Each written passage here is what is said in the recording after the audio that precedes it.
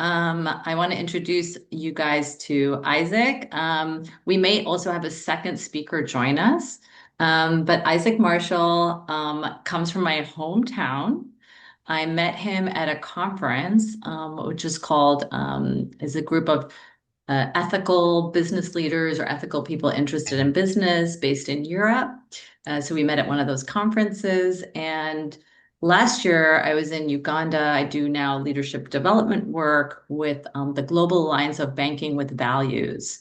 And that's a group of 250 CEOs of major global banks who say we care about the triple bottom line. We want to drive our organizations based on values that serve are mission driven and serve the people on the planet, including the poorest people. So definitely not investment bankers. That being said, Isaac comes from an asset management background. He works in Africa and he cares deeply about these issues.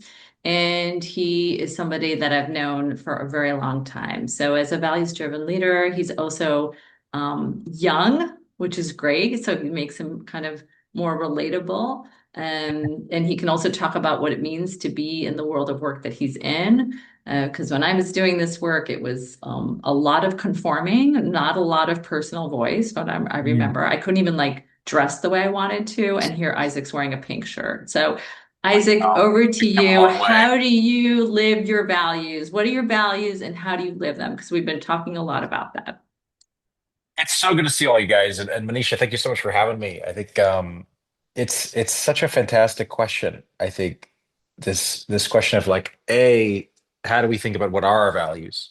B, how do we think how to express those in the world? And then C, also like how do we consult with others and build community where we find alignment in our values and look at our points of unity between, the values of all the different people. And I think, even some of these activities you guys are doing, one of the things that I find is that so often what may appear in the world as a divergence of values is actually just a divergence in communication styles or as a divergence in, just like personality traits that may rub against each other in good ways or bad. And I think the place to maybe start is I'm a Baha'i, and the Baha'i religion believes that there's a oneness of religion. So essentially, there is one eternal religion of God that spans from Zoroaster to Buddha to Moses to Jesus to Muhammad to Krishna, um, and most recently Baha'u'llah. And we believe that the destiny of humanity is world peace, and that the goal of being a Baha'i is how do you contribute towards that destiny of humanity, where you achieve, the unification of the peoples, races, nations, and religions of the earth. And I think that maybe is the very first thing that comes to bear in both my work, and I think in life in general, is that I think that building relationships with people and connecting with each other on a human level um, is the foundation of both our personal life, of a healthy marriage, of a healthy family, and also healthy businesses. And so I think, a lot of what we do is, so I work for an investment fund focused on sub-Saharan Africa. And so we invest across 20 different countries in Africa, in a whole range of sectors, everything from we finance the biggest manufacturer of HIV and malaria drugs on the African continent, a company called Quality Chemicals, which was the first IPO in about a decade in Uganda, when it went public, to an aluminum recycler in Nigeria, to the biggest maker of Nollywood films, which is, Nollywood is Nigerian Hollywood. Have y'all ever heard of Nollywood? No. Okay. Well, guess what? They make more films than even Bollywood. So, but not on a budget basis, but on a sort of number of films basis. Um, but what I think is really interesting, and maybe as a place to start, is oftentimes when we get to know people, superficially, it can seem like there's differences between them. And really what it requires is digging through and building a close relationship to actually learn about what your points of unity are with the person. And so I think the story that always comes to my mind on this is there's a story in a book called Seven Valleys, which is sort of one of the Baha'i texts. And it talks about these two people looking into a lamp, and one of them looks at the lamp and says, "Oh, the color of the glass is green," and the other says, "No, the color of the glass is yellow." And the Sun Valley says, Baha'u'llah writes in this book that this hath been the cause of dissension amongst men. But the dwellers in the valley of unity see not but the light within. Nay, rather they see only the sun. And I think that this is a very interesting analogy, right? Like the way that in the world today, so oftentimes we're looking at a glass, and one of us might say, for example, on the subject of religion, oh, it's religion. No, it's spirituality. No, it's like the universe. No, it's like the divine. And we have so many words for this unknowable essence. And part of our goal, both in our personal lives, in our spiritual journeys, and in our work, is to pierce through the veil of conflicting names, right? Like so often, people will have disagreements when they actually agree because they call things by different things, right? So sometimes you'll have a situation where, um, it might appear that there's a challenge between, or a conflict, for example, between impact and profitability, for example, right? And this is, I think, one example of a divergence in names. And so, one of the things that we often do with our portfolio companies is we require quite strict standards. So if we're investing in an aluminum recycler, we're going to make sure that the company is following good labor protocols. We're going to make sure that their supply chain is treated properly. We're going to make sure that they have formalized contracts with the whole supply chain. And initially, when we're working with businesses, if you're in like Ogun State, Nigeria, it's not so common to maybe follow all of these practices, right? So sometimes the reaction will be like, "Hey, like, dude, like our competitors don't pay taxes. Like on a basic level, like if we're paying taxes and we're following these standards, like we're going to struggle to be competitive in a marketplace and our business is not going to do as well." And in the short run, there's actually some truth to that, right? Like sometimes there is a practical trade-off that comes in place when trying to put in place certain standards in a business. But in the long run, it converges to this point of unity.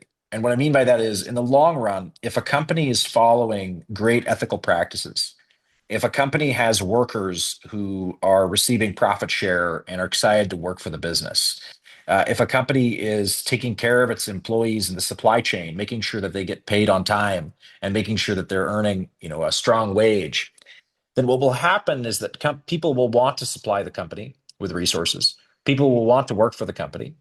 And any investors in the country that are looking to find a great business will see the company and see that it's following the best in class standards. And so, even in the short term, if it may result in the company making less of an income, over time, it builds up a business that people know and trust and want to be a part of.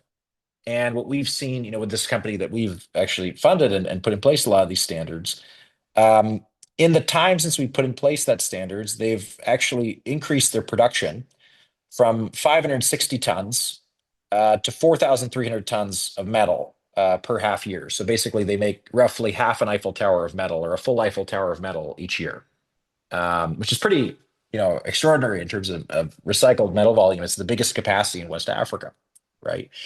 And I think it's a really interesting case study because part of how they got there is because of the standards they put in place. It was very easy for them to raise additional money from institutional investors, and actually they could grow much faster than any of their competitors could. And I think that's an example of one of the interesting things where part of what we have to also embody is not just looking for points of unity, but also looking for points of unity in the long run, right? So sometimes if we look with as long of a time horizon as possible, then we come to notice more things that we have in common with each other. So, for example, the people who are interested in impact and the people who are interested in profit in the long run actually have perfect synchrony. Why? Because, if you're a business, if you want to create profit, you have to be doing things that benefit human lives, right? At a basic level. If you're serving humanity and you're making a service that people want, then you're going to make money doing that in a business. Similarly, if you just were to focus on the impact, and you don't at all think about the financial viability of the company, then in the long run, your business is not going to be around to create the impact, right? Because if you're consistently running a loss, you can only do that as long as you have cash available. At a certain point, you're going to run out of money. So it's very interesting because I think impact investing is a funny term, and in many ways, the long run of impact and investing are perfectly synchronized. All it requires is a shift in the way we look at it. In other words, a shift to look at it in a longer term perspective. And we've even seen this with some innovative models, right? I don't know if you guys saw recently, but there was a very interesting fund that's what's called an activist investor. And so what they do is they take positions, they take an investment in a public company, and then they lobby the board to make change. And there was one particular activist fund who took an investment in a company called ExxonMobil. And they made a very, very interesting argument. They made the argument that take all the money that will be used to fund future oil and gas exploration projects and pay that out to investors. Now, this was a really, really interesting argument because it resulted again in this alignment of the profit interest and the impact interest, because their case was not even, they made an impact case without appealing to people, necessarily being like, oh, we need you to start caring about climate change or something like that, which may not appeal necessarily to folks who are invested in ExxonMobil. But their case was rather, look, because of the way that the world is going, all of these oil and gas assets that Exxon's going to be developing are going to be stranded assets.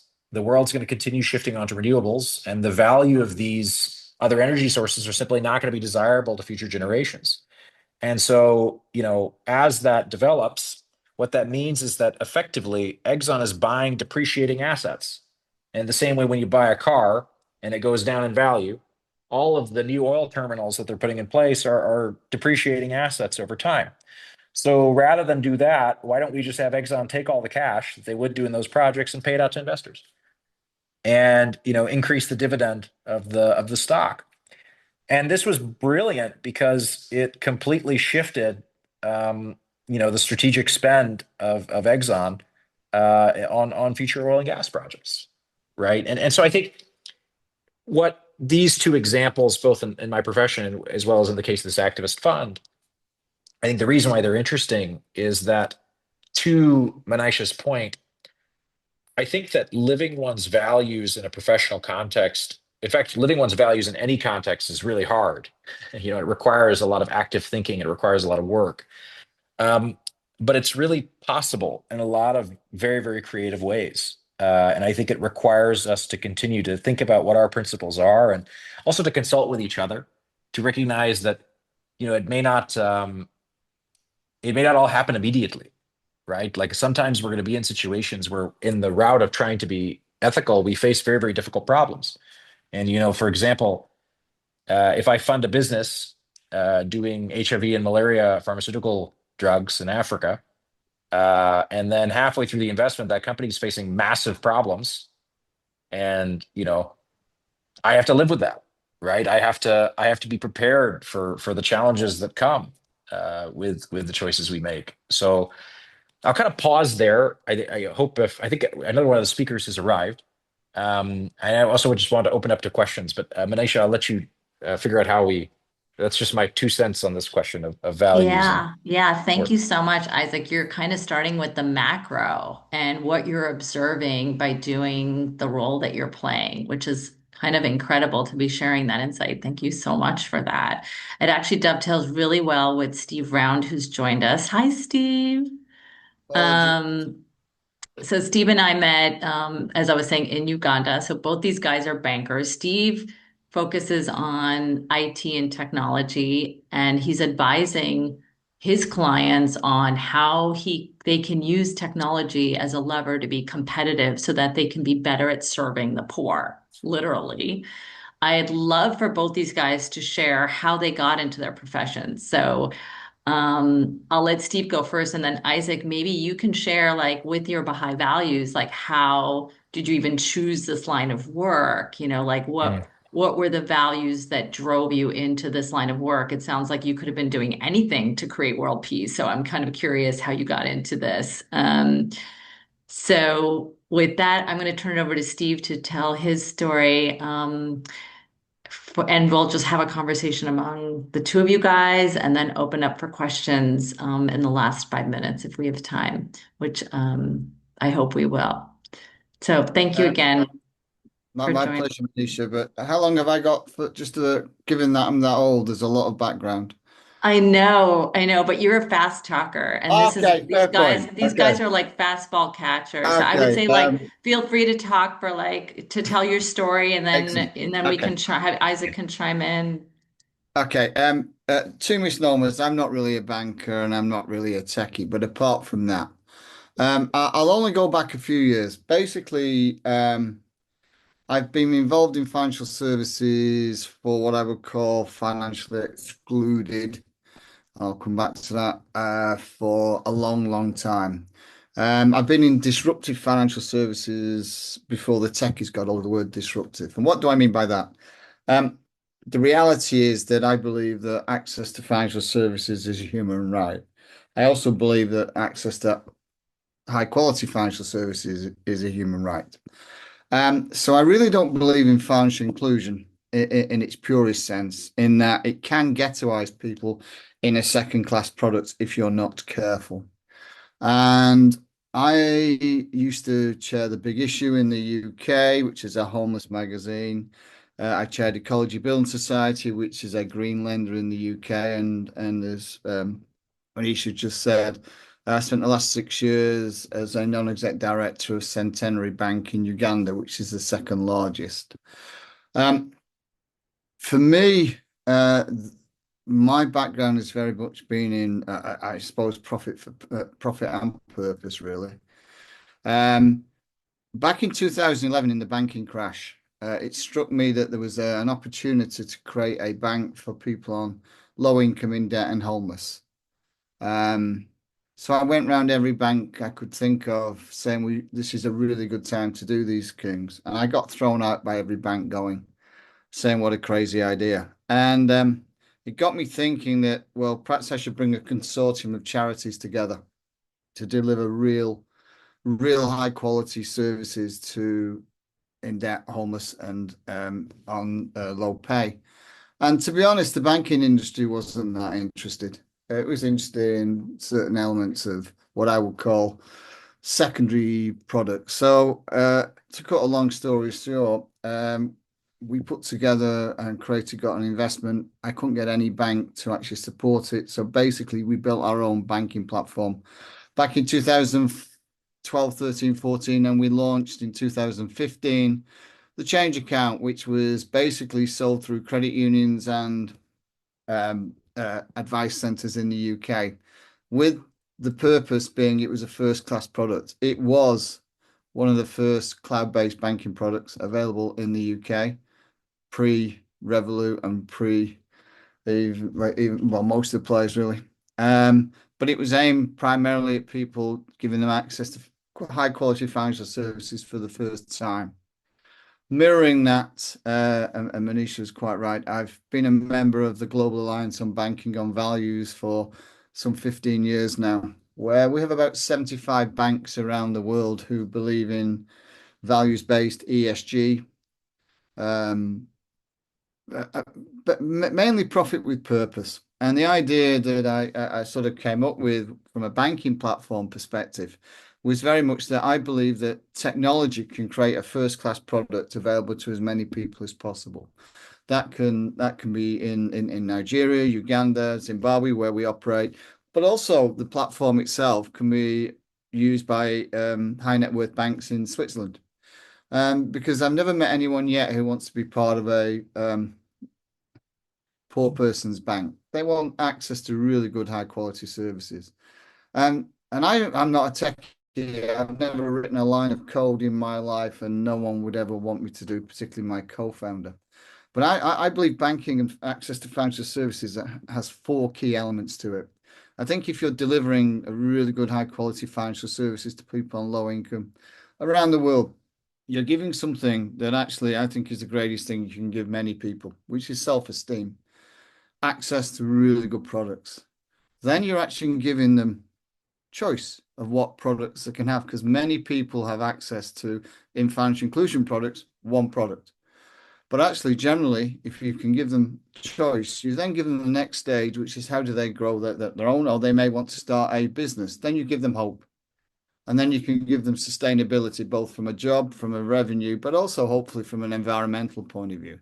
So I believe firmly in that sort of thing. Um, my challenge, and it was interesting just listening to the final thing. Unfortunately, finance is grey.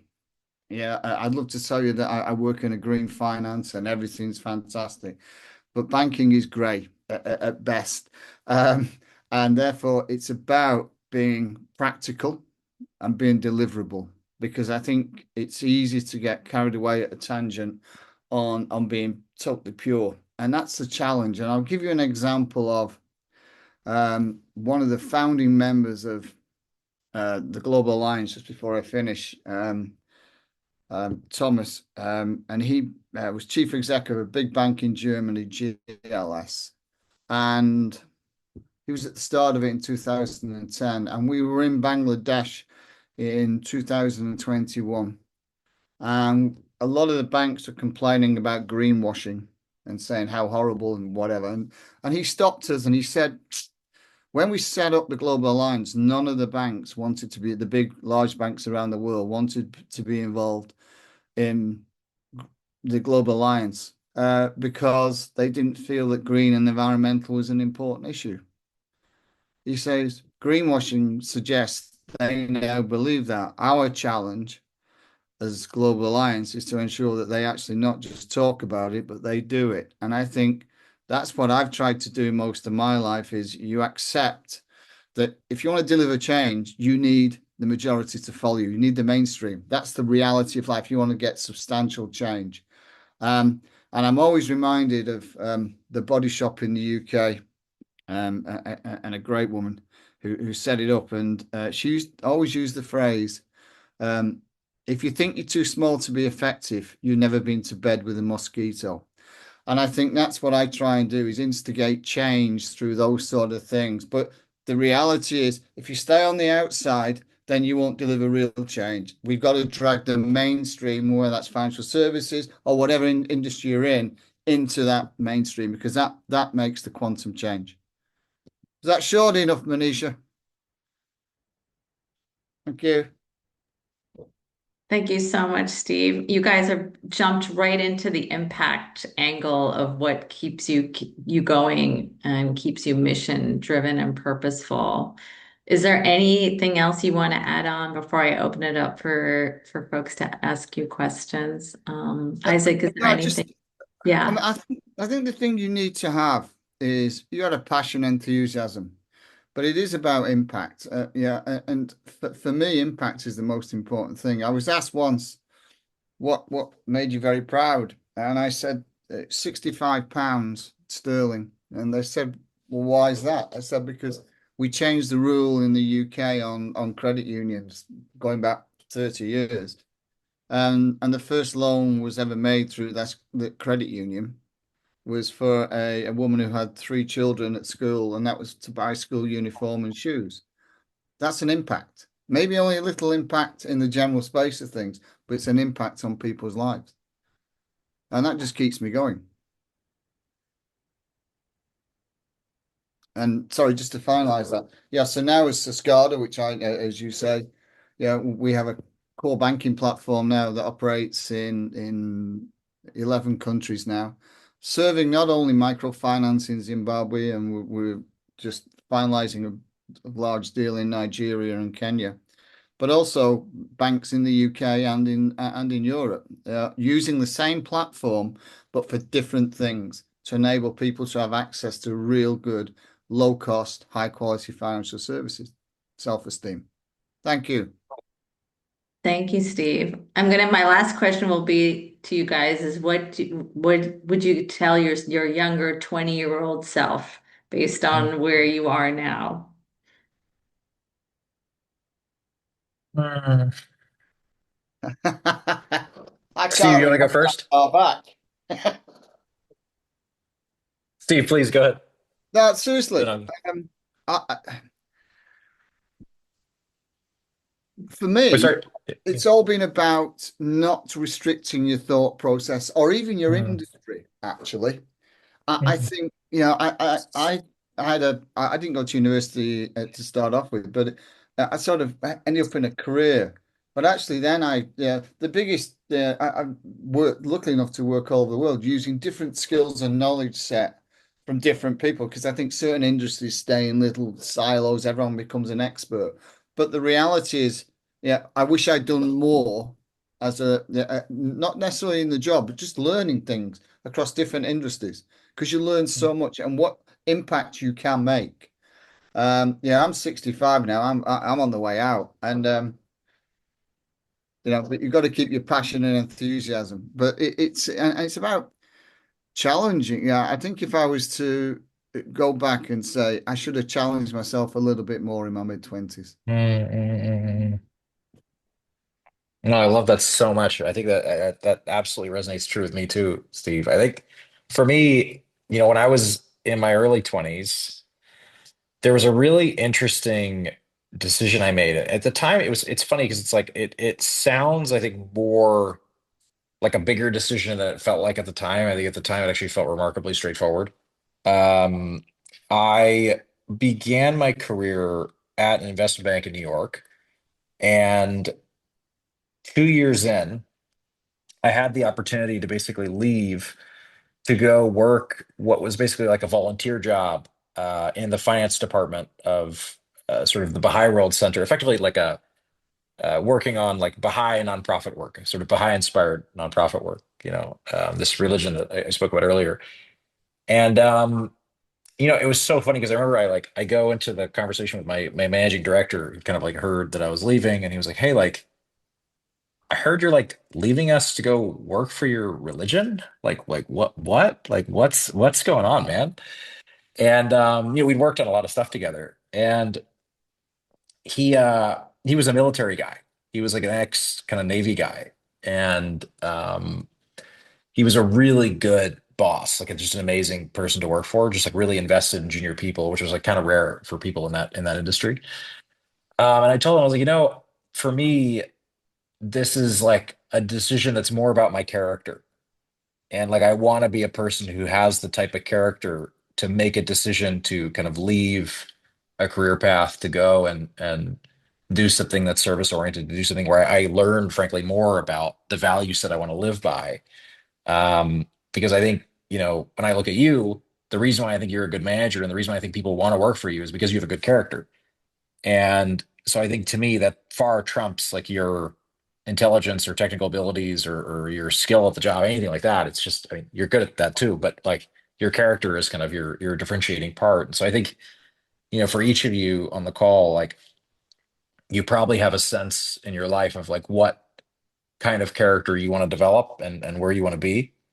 And so I think like any decisions that lead to you taking one more step in the direction of that ever improving character, because all of us, we have so much more to do, right? Until we die, right?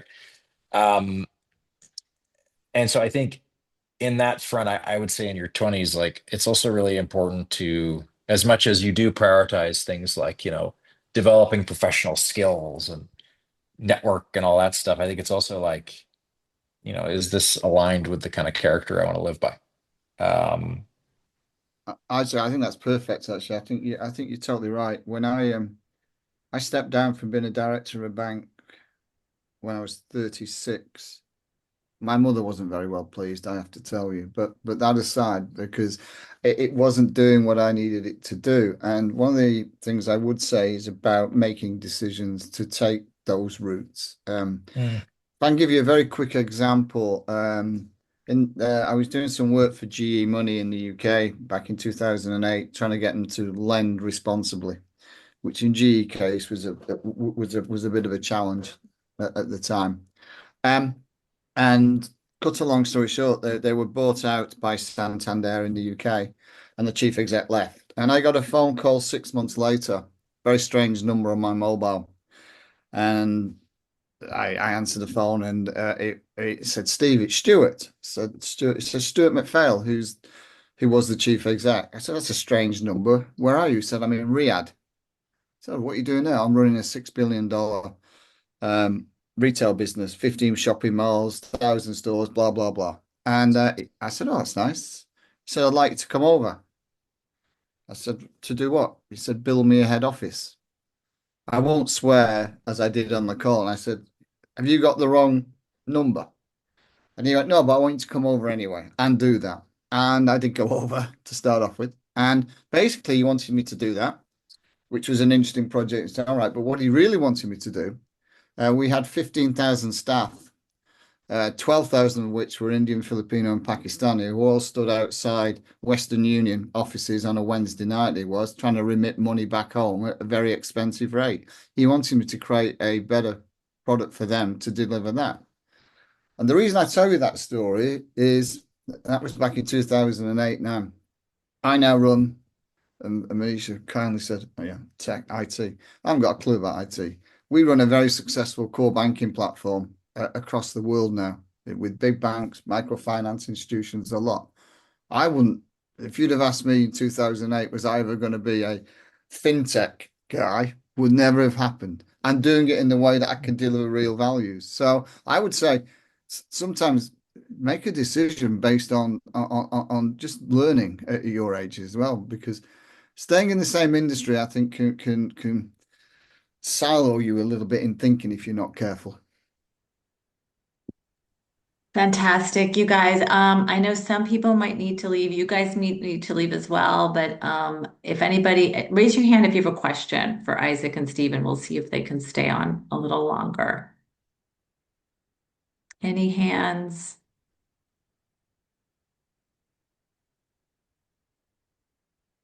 Okay. All right. Well, as you guys, as they're thinking about it, Anisha, it's sorry, if I'm sure Isaac would do as well. yeah. If people are shy or they want to think about stuff, you've got my email details and whatever. If people want to ask a question, yeah, and just delve into it a bit later, happy to do that as well. Thank you so much. Isaac, is that okay for you? Okay, Very, yeah, great. very happy. I will Yeah, my share your emails. contact Yeah, information. This please. this is like a really there's so much love and appreciation from everyone. You can kind of see the reactions. But it's a lot to take in. You guys are living a lifetime and sharing with us the nuggets and the gems in like 15, 20 minutes. So it's beyond precious. It's really priceless. Thank you so much for being part of these conversations. Thank No, y'all. we need people to carry it on and carry on and carry on, yeah, and build, you know. Yeah, every generation also gets better. I feel Yeah, like it's like, you know, absolutely. And learn from our mistakes. That's the other thing I would say. Learn from your mistakes and actually share where have you made those mistakes with other people as well. Because I see so many organizations doing the same thing that hasn't worked somewhere, and with a bit of mm, conversation, it might be there's too much replication sometimes. People are terrible at sharing bad news. Everyone's wonderful. yeah, very true. The All word right, I think of friends. is courage. I'm sure you guys didn't think it was at the time, right? Like you said, like I didn't even, for me it was clear. It's something I needed to do for me. Steve, you've talked about your own self, like you've kind of, had this history and you look back now and now you're using all of these things that you put together along the way. It's so hard to see that in the beginning. It's so hard to take those steps. But I think if you've got a social conscious and a value set anyway, you tend, yeah, the key is to keep those as your core. And actually, in many ways, it doesn't matter what industry you're in. If you keep those values and core, in fact, I would say spread those injuries because industries. It's really important to share and we want to change the world. Yeah, the world's it's a frightening place out there at the moment, and we can do more, and we should do more. Yeah, and I want to do it with these guys and you. Exactly, exactly. And I say Yeah.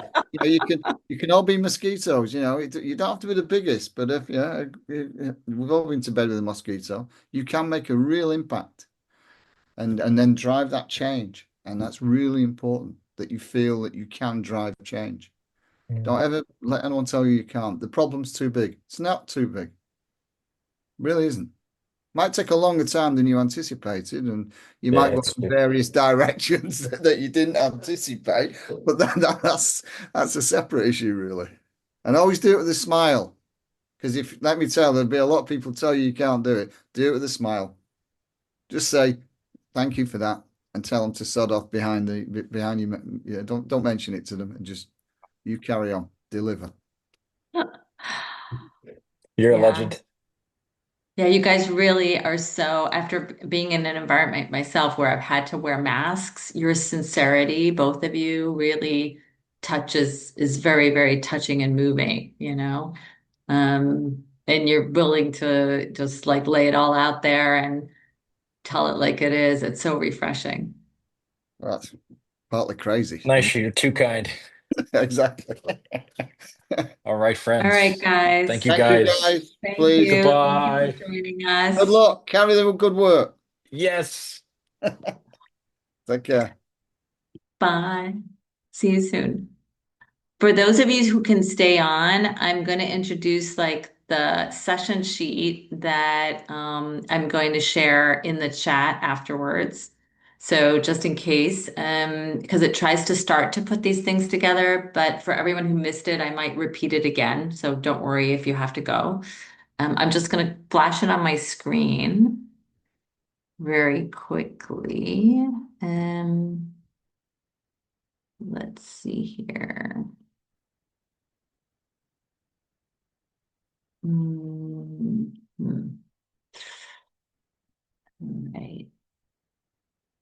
It's called the Zone of Transcendence sheet, and it looks like this. I'm going to put it in the group chat, but you could even plot our speakers into this in case you're, or anyone who you think of as a role model, but the idea is to use it for yourself. And the first thing is to come up with a bunch of things that motivate you to act. We And can't see then, the sheet, Monisha. oh, It didn't okay. show for some reason.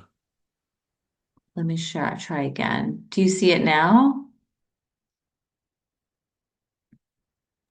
Yes. No? Okay, great. So this is the zone of transcendence worksheet. So it's going to bring the different elements you've been working on together. So you'll be working on it for a while. The first is listing out your motivations to action. So what motivates you? And then below that are your dominant attitudes and qualities. So how do you show up in the world? What do people see in you? What do you see in yourself? What's your, the little quiz we took today, for example.